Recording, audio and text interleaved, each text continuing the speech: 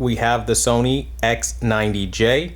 To the right, we have the Sony X900E from 2017. If you want the short answer, the Sony X90J has the better color. The Sony X900E has the better brightness and highlight placement. So if that's all you came here for, there you go. Now I'm going to dig a little deeper and show you a few more things. So smack a like on this video because I'm going to get to the point right now. So I like using this image because this really shows a lot of hidden detail, and it's really easy to clip a lot of that stuff out, and I don't know how well this is going to show up on YouTube at all. I'll lower down my ISO so maybe you can see it a little better. But essentially, the Sony A90J, or not A90J, X90J, is not capable of showing this level of fine detail.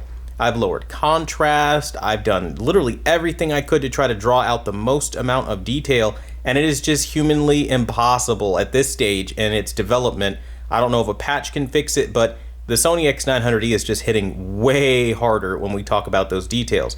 Notice how you can see the little light in the background right over here, and it's missing on the Sony X90J. You can also notice just way more general details, and that's something that's kind of sad. Unlike the A90J, when I did this comparison, it doesn't really maintain too much of a benefit. While yes, you do have more water particles on Batman's uniform, costume, whatever you want to call it, it still isn't giving you that same level of punch and pop that you find on the X900E from a long time ago at this point. I mean, 2017, you'd think they'd come up with something superior by now, but apparently not. We're still dealing with this kind of nonsense. Looking at images like this, it's almost sad to see just how little Sony has improved. Now again, the colors are better for sure, but at the same token, you lack that detail, and you can notice things like Barbara Gordon just looking way more visible on the Sony X900E to the right versus the Sony X90J to the left. Not my ideal thing. I mean, you can even notice like little things like the light sources in the background. All of it just looks a lot more clear, and that level of clarity is undeniable, where again the 90J just looks flat. As you can see, way more background detail on the Sony X900E to the right than on the X90J to the left.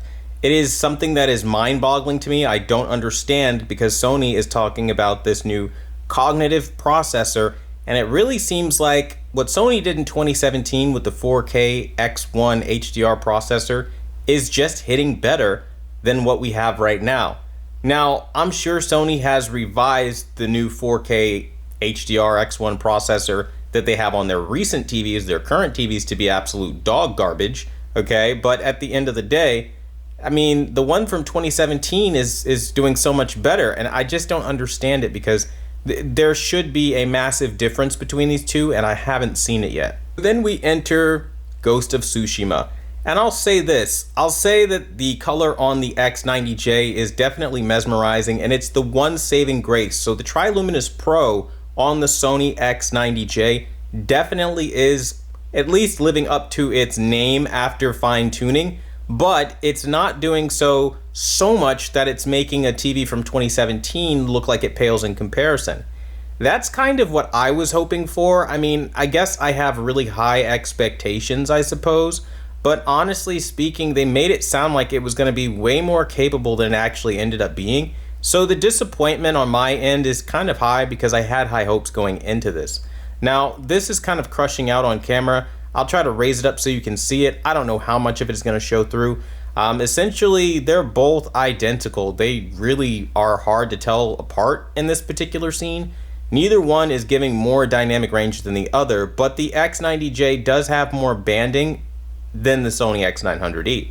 So even though it has this new cognitive processor, the cognitive processor is not doing a better job of making sure that everything's just buttoned up the way it should be. And I think that's one of those things that is just really sad, because it could have been so good, but it just seems like Sony is not really trying as hard as they need to have tried when they make claims like being the world's first cognitive TV, and, you know, we place objects on the screen in accordance to what the human eye looks at.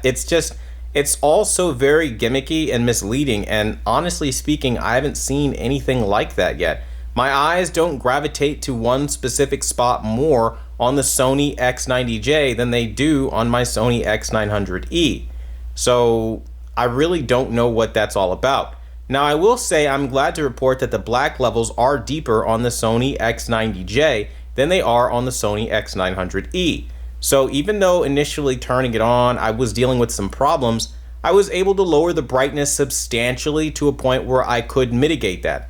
Now, to be very fair, I mitigated it by lowering my brightness, my backlight, down to a level where most would not be comfortable lowering it down to. And if you are not willing to throw away a significant amount of your backlight, you are just not going to be able to experience the kind of image quality that I have here.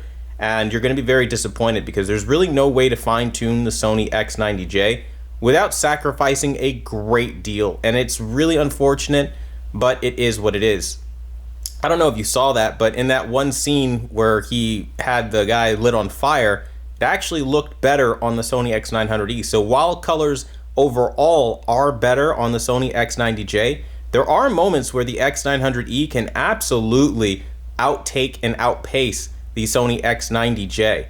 And one of the things that I thought was really interesting as this scene kind of played out is the level of black crush that we had on the Samurai here. I don't know how well that's going to show up on YouTube, but essentially there's a good deal of black crush, which is surprising because this is an LED, but there is black crush happening on the Sony X90J. I don't really know what that's all about. It's less visible on the X90J, at least the little ribbon underneath his neck that he ties his helmet up with, chin strap I'd imagine.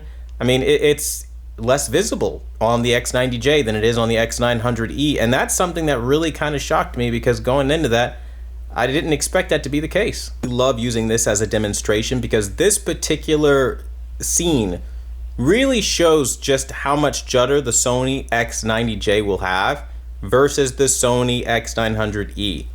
Now, again, there's no real way to show everything off on YouTube, so I hope you can pick up what I'm saying here. But essentially, there's a lot of juddering and there's a lot of chopping on the Sony X90J, where the Sony X900E just kind of remains clean. Now, again, either one of these TVs will give you a nice image. I'm going to lower it down because it seems like it's getting a little bright here. They're both good TVs at what they do. I will say that I'm not like disappointed in the Sony X90J. I don't think it's like a terrible TV or like a do not buy.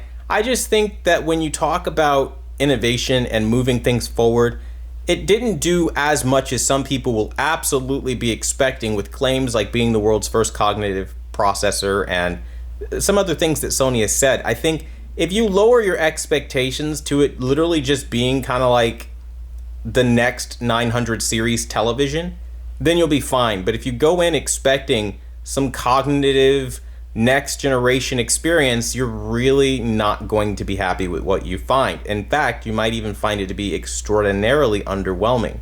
So I think that's something that some people might want to think about. To be dramatic, I also wanted to show you guys that I'm rocking clearness 1 on the Sony X900E. Now, anybody with this TV knows that that basically creates a brightness kind of filter where it dims your TV significantly more than what the Sony X90J would have happened to it. So if I were to take this off, the Sony X900E is significantly brighter than the X90J. So for anyone thinking that the X90J provides some like extraordinary value, it really doesn't. And I find that to be very disappointing because that's something that I was expecting going into this review process. And I'm not seeing a brightness advantage over my Sony X900E. And in fact, my X900E is actually blowing my mind all over again, making me fall in love with it and realizing why I even bought it in the first place. I don't want these kinds of things to happen as I'm, again, running into new TVs, but I swear since 2017, it's been very, very, very difficult to find any one TV that could absolutely destroy the Sony X900E because it just has all the right tools. And I think Sony really needs to get back to this level of image quality where you can choose if you want a really bright image or if you want to darken it and create even more contrast than you already had. It's just, there's so much that the Sony X90J needs to make up for, and I don't know if it will be able to do that with just firmware alone. Because as we sit in April of 2021, Sony has not had a good track record with its firmware updates. its firmware updates have been all but laughable, not really providing a marked improvement over even, the last patches that they had out there. So that's something, again, you might want to weigh up when you're talking about buying TVs. So just kind of talking a little bit more before the end of this video about black levels and performance, I would say that the Sony X90J is a good TV, but it isn't great, and it's not something that everybody is going to be able to appreciate. So it's really going to depend on you and your preferences. So, I mean, depending on what you watch, when you watch, it might not be the best TV for you. And considering if you have something like the Sony X900E, it may not be as big of an upgrade as some people may have hoped it to be. So I really hope this video helps you guys out. I want to thank you all so much for watching the #1 brand in honesty. And until the next video, I'll see you guys later.